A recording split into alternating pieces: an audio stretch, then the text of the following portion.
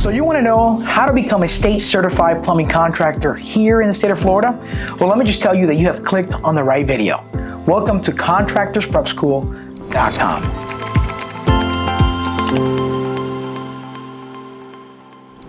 Hi, my name is Gabriel. I'm a state certified contractor here in the state of Florida, and I also hold multiple county licenses.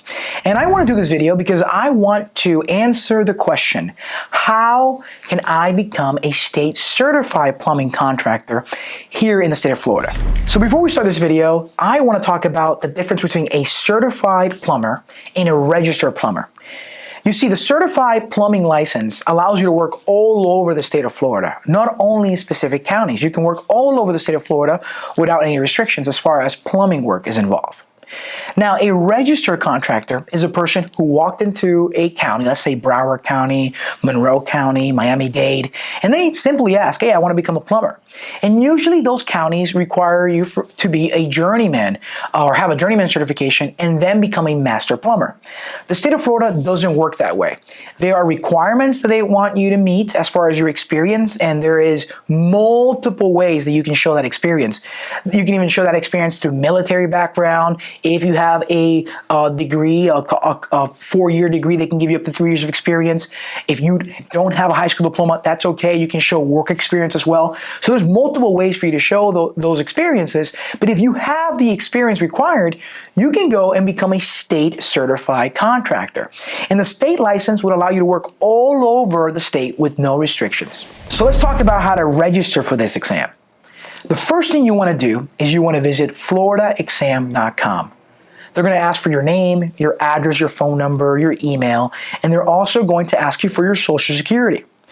You're going to put all your information there, and you are going to tell them that you want to take a business exam and you also want to become a plumber. So there's 2 exams that you are going to register for.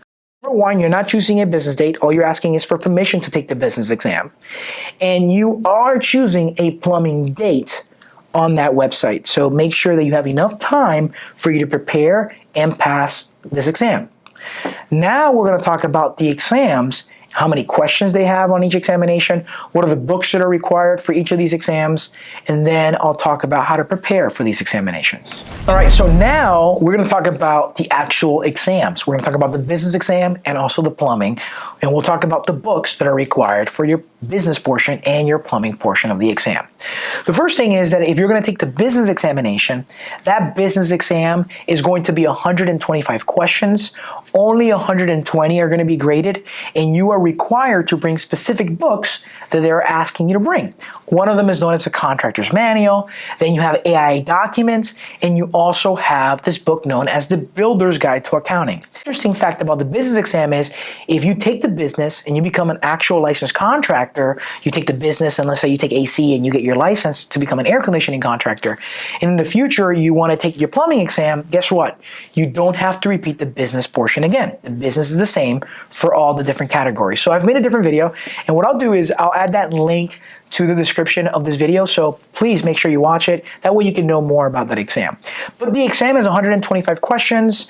Only 120 are going to be graded. There are no breaks, and it's going to be multiple choice in front of a computer.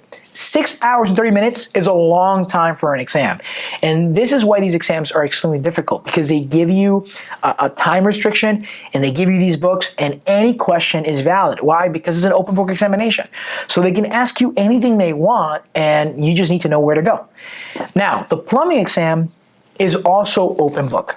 And you have all these books in front of you, and I'm going to talk about them one by one now. But there's a lot of books, and you will have to bring these books with you into the examination.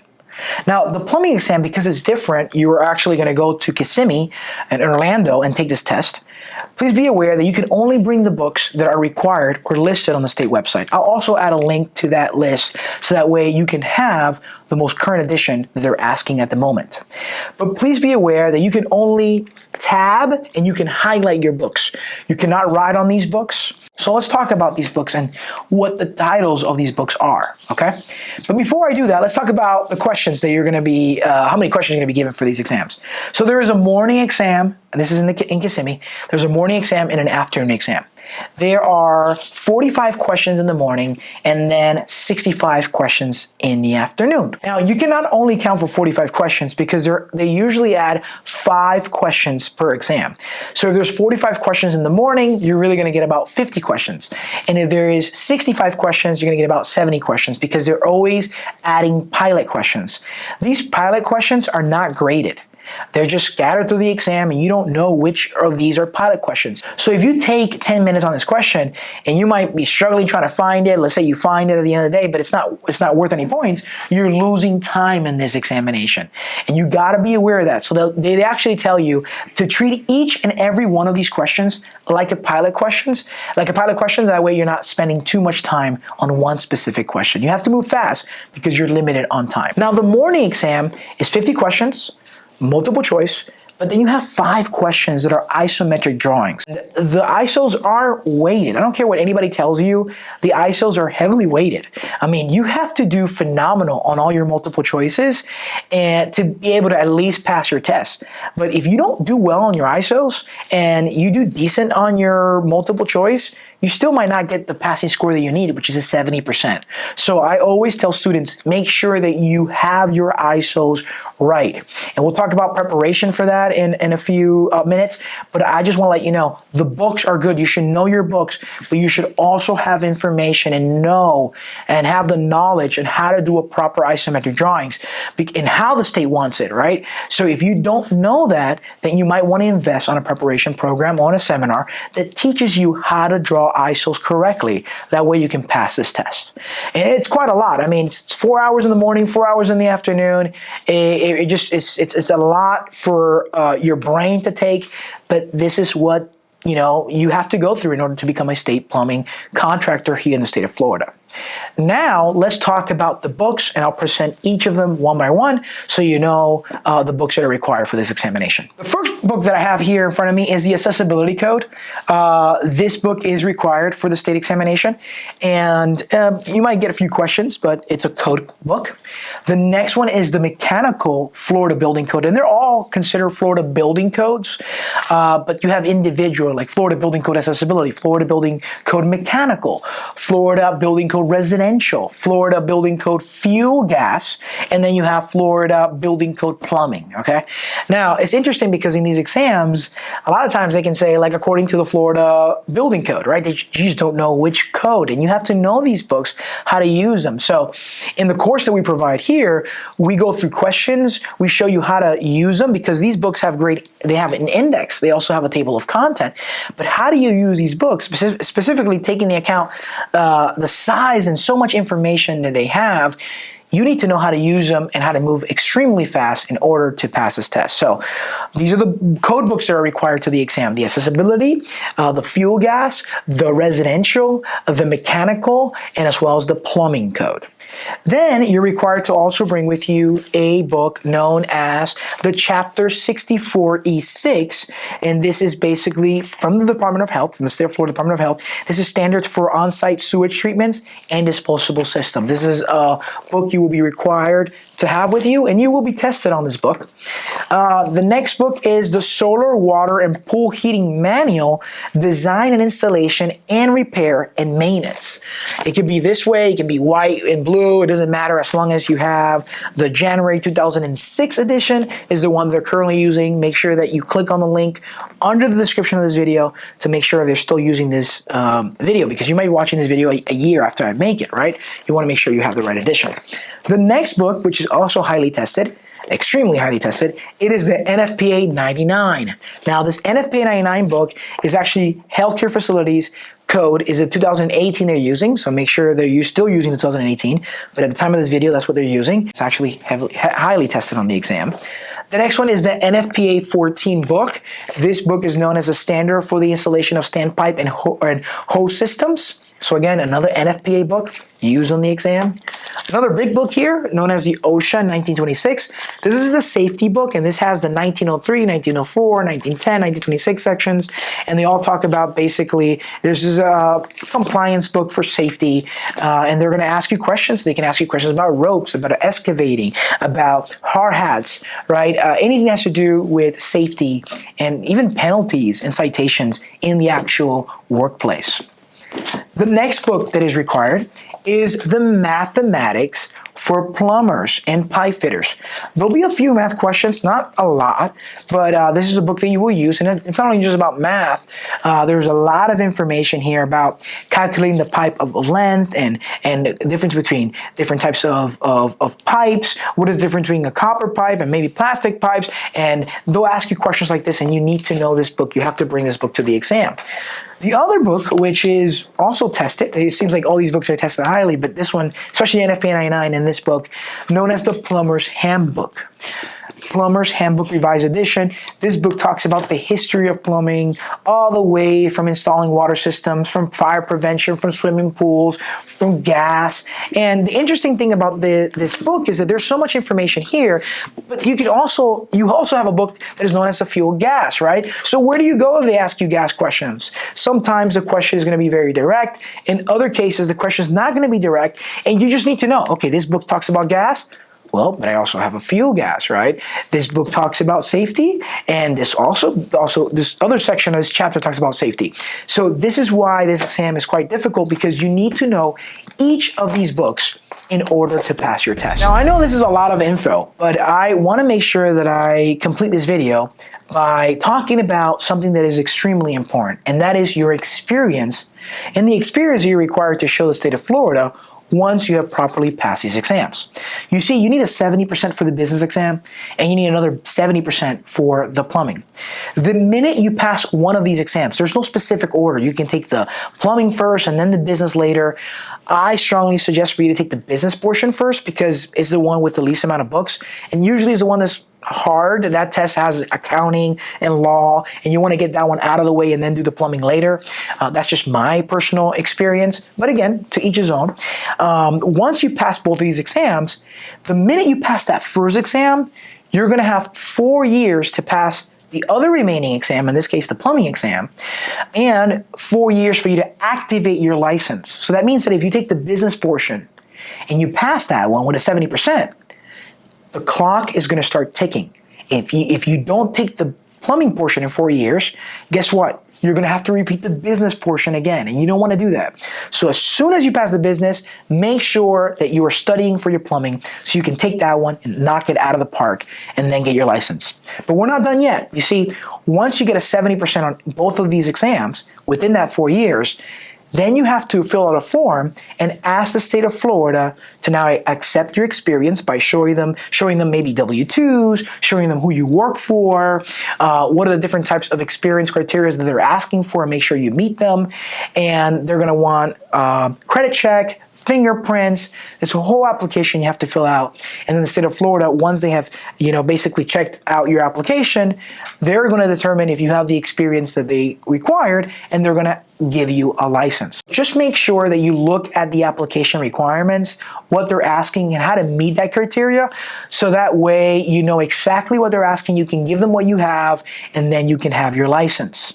I will start with that first before you enroll in any course, before you start purchasing books, because the last thing you want to find out is that you spend all this money, invested all this time, and you cannot activate your license. Now, you might be watching this video and saying, Gabriel, the only thing I want to do is get my plumbing license. I've been dreaming that since I was a kid. I've been doing plumbing, and I know this is the way. So that's fine. You can go ahead and get all the books, get started, prep for the exam, pass the examination. But please keep in mind that there are requirements to be met in order to activate this license. Now, I have a lot of 18 years old students that will call me and say, Gabriel, I work with my father, I work with a company, I just turned 18, but I don't want to go the traditional route. I don't want to go to college. I don't want to get a degree. I just want to become a plumber because I know that's what I want to do. That's fine. As long as you're 18 years of age, you can take the examination, okay? Just keep in mind that you have 4 years from the date you pass your first exam to get the experience rolling, and to also pass you other remaining parts of the exam. All right, so now that we have covered all of these books and I've presented to you each and every one of them, keep in mind that I've added a link so you can go ahead and see the list for yourself, right? But I want to talk about materials that you can bring with you, things that you can bring with you that are going to help you in this exam. They're completely allowed, right? Besides the book. The first thing is you want to make sure you bring your 30 to 60 triangle, okay?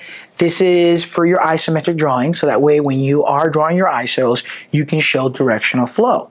Now, when you take your exam in the morning, since you are given 2 booklets, when you get the question, you will have the drawing and the ISOs, and you'll have ISO paper. You don't have to bring your own ISO paper. You want to have one to practice your isometric drawings before the actual test, but you do not bring this to the exam. They'll provide ISO paper within that examination. But your triangle is going to help you make sure that you can show that direction of flow, those lines showing the 45 or 40 degree or 90 degree angles properly, because they're also going to test you on the angle. So make sure you use this. The next thing is, this can also be used as a bookmark, right? So if you're looking for a specific question on a book or on a chapter, you can use this just to put that there and then check the other chapters. I use it as a bookmark all the time, and it's great for the exams. The other thing, and most obvious thing, is your actual pencil, right? So you want to go ahead and bring with you a number 2 pencil. Now, you have the option to bring one that you have to sharpen with you. In the morning, people usually make a line and they have a sharpener. You're making a lot of noise. You're not going to do that while people take the test, because you're not going to be distracting people. So you do this before you start your test. But what I usually do is, if I bring these kind of pencils, I also bring with me a sharpener. I have it next to my box where I have all my books or my cart. And then if I need to sharpen it for whatever reason, I have my sharpener there, and I can sharpen my pencils. Now, to avoid this whole entire thing, and you could do this, bring a mechanical pencil. That's it. A simple mechanical pencil, number 2, that you can use, right? Make sure that you bring maybe 2 or 3 with them and you have them with you, and you'll use this for the examination. The next thing is an eraser, okay? Very important, especially for those isometric drawings. And because you're using a Scantron for these exams, this comes in handy to erase your answer and to put maybe change your answer, right? The other one is a calculator. You want to bring with you a calculator, a basic calculator, nothing that saves information. They're very clear, they're very specific on that, especially on the requirements. You want to bring a simple calculator. The bigger, I think, the better, but it's just very simple. You can see all the numbers, plus, minus, divide, all that stuff. That's all you need. That's all you're going to do in this exam. Okay, it's just divide, add, multiply, nothing super hard when it comes to math. So just bring a basic calculator, maybe 2, just in case one dies. You can use the other one, right? And then the next one, which no one told me, I had to find this out on my own, is you might obviously want to bring a watch with you, but you cannot bring a smartwatch. So you want to bring yourself a regular watch. Now, when you take your business exam, which is in front of a computer, they're actually going to ask you to take all this stuff out. Maybe if you have anything in your arms, you can keep your ring with you, but your watch, anything distracts you, you're going to put it on a locker. When it comes to the plumbing exam, there is no locker, okay? It's your car, and that's it. So you want to turn off your phone. You want to put it inside your car. Make sure that you lock it properly. And you want to just have a basic watch. Maybe you want to bring a digital watch, right? That you can have on the corner so you can see the timing. Now, when you go on breaks to this exam, because you can get up and go to the bathroom, that's not a problem. You're usually signing in and signing out, and usually the proctor has a little watch in there, a little clock, digital clock that you can see the time. So my suggestion is just bring a regular watch with you. That way you can keep an accurate time of how many minutes you're spending on each question. That way you know that keep accurate time, because this test is all about timing. The last thing you want to do is spend too much time on the ISOs and not do the questions, or spend too much time on the questions and not do the ISOs. You have to move quite fast on this test. So pencils, erasers, calculators, the triangle, okay? Your ID, very important, you bring your photo ID, so your driver's license or a passport that has your photo on it and your address. All this stuff is important, and also the admission slip. So make sure you bring all this stuff, and you'll be okay. You'll be able to take the test and hopefully pass it on your first shot. I know that we have covered a lot of material in this video, and maybe you have some questions. Maybe you want more clarity on specific subjects that we talked about. Maybe it's the business exam, maybe it's the plumbing exam, maybe it's the experience. I have basically put down a list of different links from the application that is required after you pass the exam that talks about the experience. I've also provided a link under this video of the detailed list of the books that are required for each exam, for the business and also the trade examination. But if still there are things that you have that are questions that have not been answered, I want you to go ahead and feel free to contact us. Go to contractorsprepschool.com. You can give us a call or email us at the email that is provided on this video, and I'll be more than glad to answer any questions that you might have. My name is Gabriel, and I have made it my life purpose to help contractors become licensed contractors. That is our goal here at Contractors Prep School. We know that you're a contractor. We know that you have the experience. We know that you've been working for someone for many years and now you want to go on your own. Or maybe you're coming from a different state and you want to start a business here in the state of Florida. We want to make sure that we can help you prep for this test. It is not easy, but again, it is definitely doable. It's not impossible. I have licenses, I've studied, I've gone through this whole process, and I know as a contractor, I can definitely help you become a licensed contractor in the state of Florida. So again, thank you for watching this video. You can comment, like, share below. And again, thank you for watching ContractorsPrepSchool.com.